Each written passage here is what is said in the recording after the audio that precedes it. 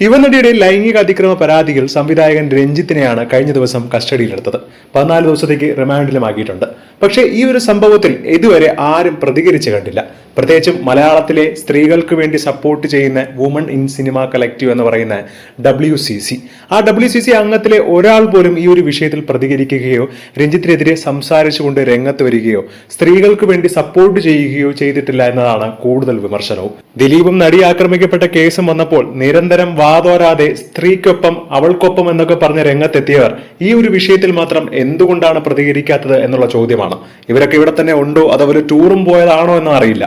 കാരണം ദിലീപെ പരിഹസിക്കാനും വിമർശിക്കാനും കാണിച്ച ശുഷ്കാന്തി ഒന്നും രഞ്ജിത്തിന്റെ വിഷയത്തിൽ ആരും കാണിക്കുന്നില്ല. പലരും WCCയുടെ ഈ ഒരു ഇരട്ടത്താപ്പിനെ ചോദ്യം ചെയ്തുകൊണ്ടും രംഗത്ത് വരികയാണ്. എന്തിന് ഈ ഒരു സംഭവം, അതായത് രഞ്ജിത്തിന്റെ കേസ് വന്ന ശേഷം വുമൺ സംഘടനയുടെ ഭാഗത്തു നിന്നും എന്തിനും ഒരു സോഷ്യൽ മീഡിയയിൽ ഒരു പോസ്റ്റ് പോലും ഉണ്ടായിട്ടില്ല എന്നതാണ് മറ്റൊരു കാര്യം. അതുപോലെ ഡബ്ബിംഗ് ആർട്ടിസ്റ്റിനും അറക്കൽ ടീംസിനും ഒന്നും വാതുറക്കാനില്ല. അതെന്താണെന്ന് ഇതുവരെ മനസ്സിലാവുന്നില്ല.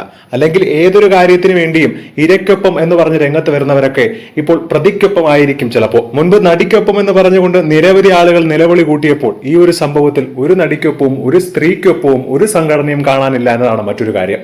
എന്താണ് ഇതിനെക്കുറിച്ചുള്ള നിങ്ങളുടെ അഭിപ്രായം താഴെ മറക്കാതെ കമന്റ് ചെയ്യുക. ഒപ്പം ഈ വീഡിയോ മറക്കാതെ ലൈക്ക് ചെയ്ത് സപ്പോർട്ട് ചെയ്യുക.